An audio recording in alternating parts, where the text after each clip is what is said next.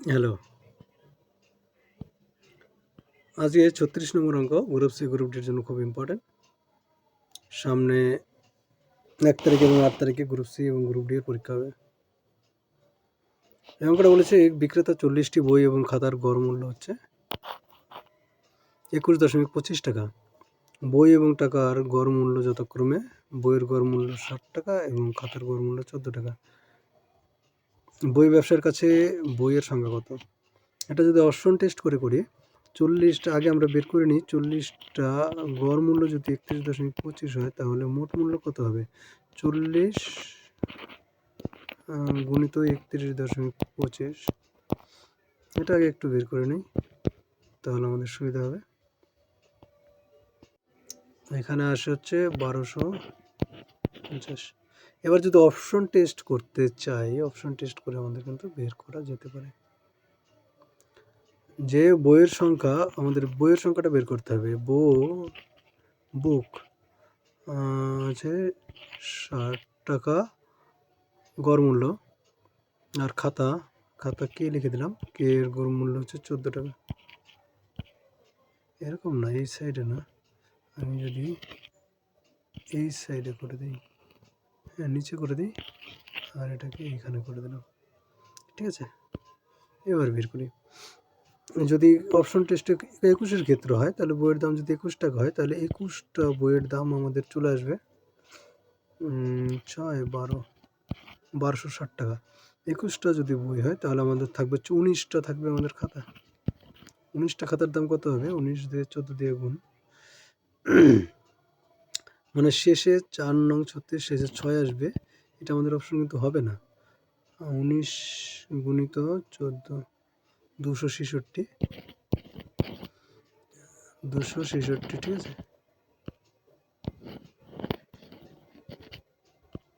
তাই এই ২৬৬ আর ১২৬০ যোগ করলে কিন্তু আমাদের ১২৫০ আসে না। তার মানে আমাদের অপশন নম্বর এ কিন্তু হবে না। যখনই অপশন নম্বর এ হলো না, আমি এটাকে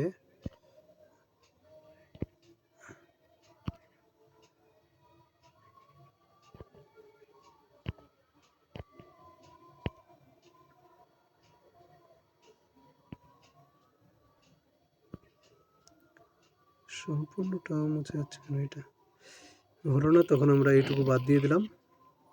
আর অপশন এবার ২০টা নিব। ২০টা যদি নেই, ২০টা বইয়ের দাম হয়ে যাবে ১২ দুগুণে ৬ দুগুণে ১২, ১২০০ টাকা।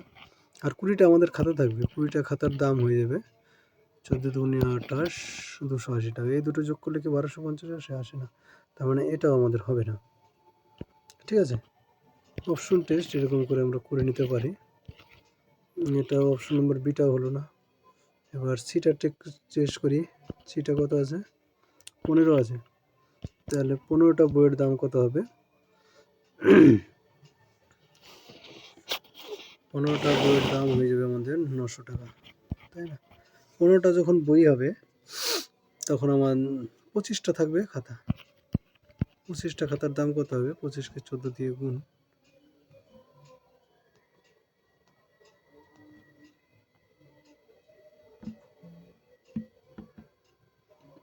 ৩৫০।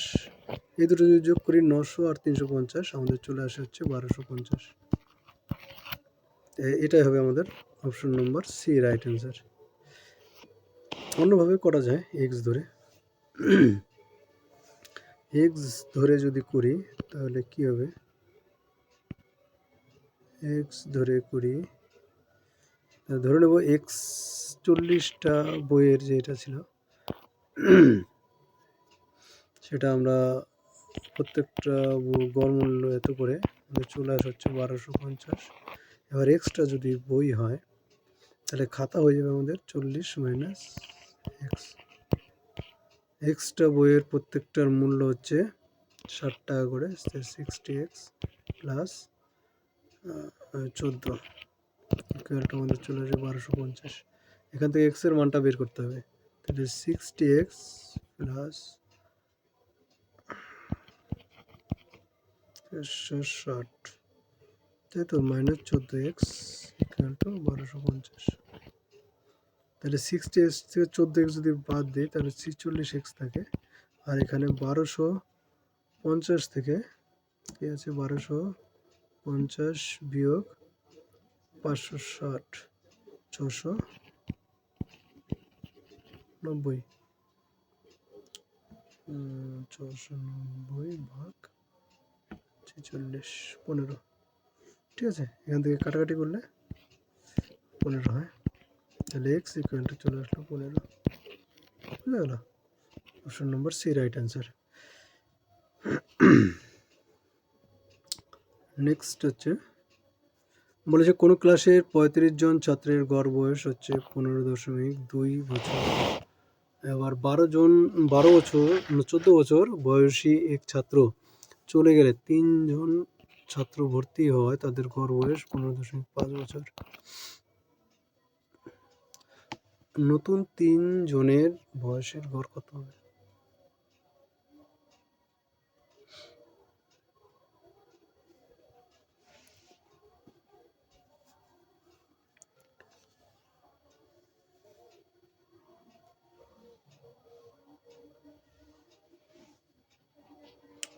সিম্পল অঙ্ক। 35 জন ছাত্রের গড় বয়স হচ্ছে 15.2, তাহলে 35 জন ছাত্রের মোট বয়স গড় বয়স হচ্ছে 15.2, তাহলে মোট বয়স কত হবে?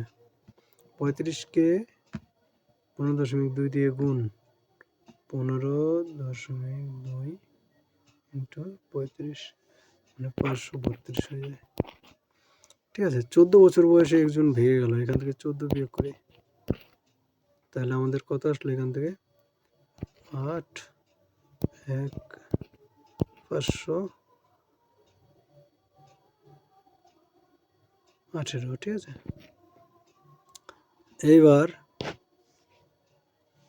35 জনের মধ্যে একজন চলে গেল, তাহলে আমাদের থাকলো হচ্ছে 34 জন।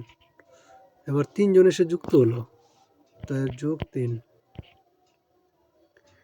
তাহলে হয়ে গেল আমাদের 37 জন। এদের আবার গড় বয়স বলেছে 15.5, তাহলে এদের মোট বয়স কত হয়ে যাবে আমাদের? 15.5 ইন্টু 37 573.5। এই দুটো থেকে বিয়োগ করি, তাহলে 573 থেকে বিয়োগ করতে হবে 573 থেকে 518, 573.5 বিয়োগ 518, আমাদের বিয়োগ চলে আসবে 55.5। এটা হচ্ছে 3 জনের মোট বয়স। এটা 3 জনের মোট বয়স যদি এটা হয়, 3 জনের গড় বয়স কত? 3 দিয়ে ভাগ করি, 55.5 55.5 ভাগ 3, তাহলে চলে আসলো আমাদের 18.3 18.5। ঠিক আছে, তাহলে অপশন নম্বর বি আমাদের রাইট অ্যান্সার।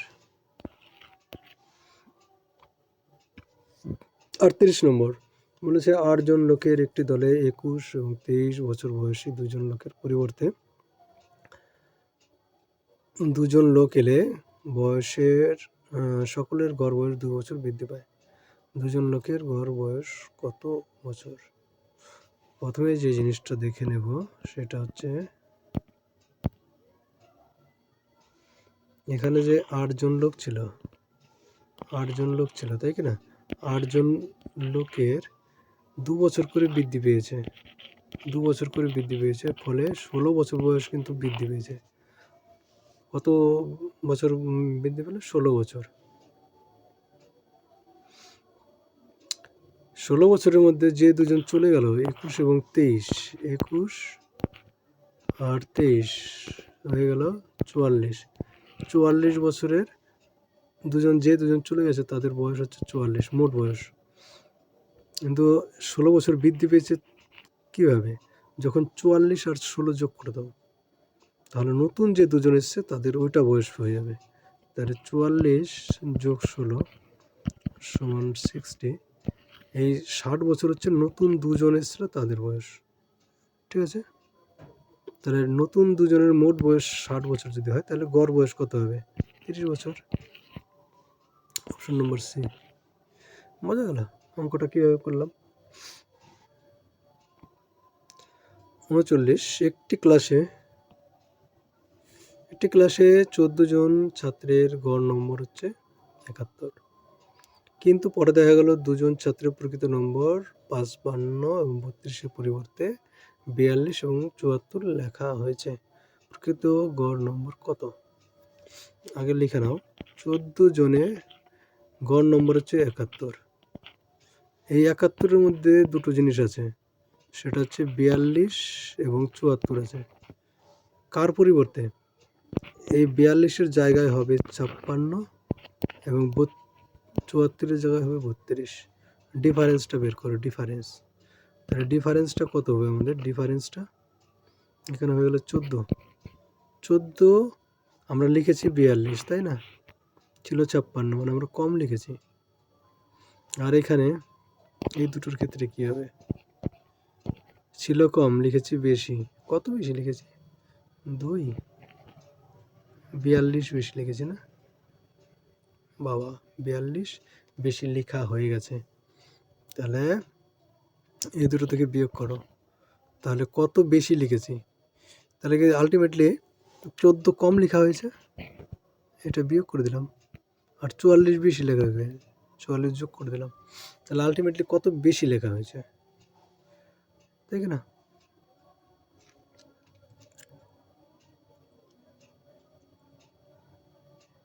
অপশনে যে দেখো এখানে 71 আছে, অপশনটা তো হবেই না। কত বেশি লেখা হয়েছে বিয়োগ করলে পাওয়া যাবে 28 হয়। 28 কিন্তু আগে আমরা বেশি লিখে ফেলেছি, তাহলে 28কে কমাতে হবে, তাই না? 28 আমরা বেশি লিখে ফেলেছি, এই 28কে কমাতে হবে। তাহলে গড় নম্বর 71 ছিল 14 জনের গড় নম্বর। তাহলে 28 এখানে দেখো 14 জনের গড় নম্বর 2 করে বেশি লেখা রয়েছে, তাহলে সেটা কমাতে হবে। তাহলে প্রত্যেক জনের কত কমবে? 2 কমবে, তাই তো? প্রত্যেক জনের 2 যদি কমে তাহলে 71 আর থাকবে না, সেখান থেকে 2 বিয়োগ হয়ে যাবে 69। ফলে option number C right answer. বোঝা গেল? 30 জন ছাত্রের গড় বয়স হচ্ছে 15 বছর। এই অঙ্কটা তোমরা করে করতে পারো, এক্স ধরেও করতে পারো, এক্স ধরার দরকার নেই, এটাই সিম্পল নিয়ম। তো অঙ্কটা যদি শর্টকাটে করতে চাও, শর্টকাটে কী করে করবে বলছি একটু। এই দুটোর যোগফল করবে, ঠিক আছে? এই দুটোর যোগফল করবে, এটা এই দুটো যোগ করলে কত হয়? 8 8 88 হয়। আর এই দুটোর যোগফল করলে কত হয়? 6। এবার এই দুটোর ডিফারেন্স করবে, ডিফারেন্স করলে কত জন আসে? 28 হয়ে গেল। 28 মানে এই 14 দিয়ে এবার ভাগ, 2 আসলো। এই 2 71 থেকে 2 বিয়োগ 69, এরকম অ্যাকচুয়ালি ব্যাপারটা। নেক্সট অঙ্ক বলেছে 30 জন ছাত্রের গড় বয়স 15 বছর। 20 বছর বয়সের একজন ছাত্রের পরিবর্তে 2 জন ছাত্র ভর্তি হলো, যাদের বয়সের পার্থক্য 15 বছর। বর্তমানে সমস্ত ছাত্রের গড় 15 বছর হলে নতুন কম বয়সী ছাত্রের গড় বয়স কত? ছাত্রের বয়স কত? আগে দেখি 30 জন ছাত্র, ঠিক আছে? 30 জন ছাত্র ছিল, যাদের গড় বয়স ছিল 15, তাহলে এদের মোট বয়স কত ছিল? 450, গুণ করে দিলেই হয়ে যাবে। এবার 20 বছর বয়সের একজন যখন চলে যাবে তখন কি হবে?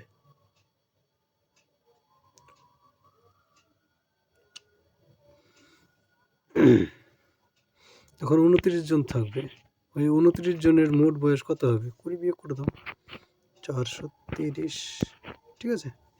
এই 29 জনের সাথে আবার 2 জন যোগ হয়েছে, 2 জন যোগ হয়ে 2 জন তো না, 2 জন 31 জন হয়েছে। এই 31 জনের গড় বয়স আবার বলেছে 15, তাহলে এর মোট বয়স কত হবে? গুণ করো, 450 হবে, আর তার সাথে 465 হবে না? 465 465 হলো।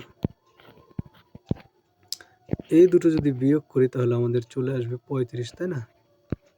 এই 35 হচ্ছে নতুন যে দুজন এসছে, এই দুজনের মোট বয়স হচ্ছে 35।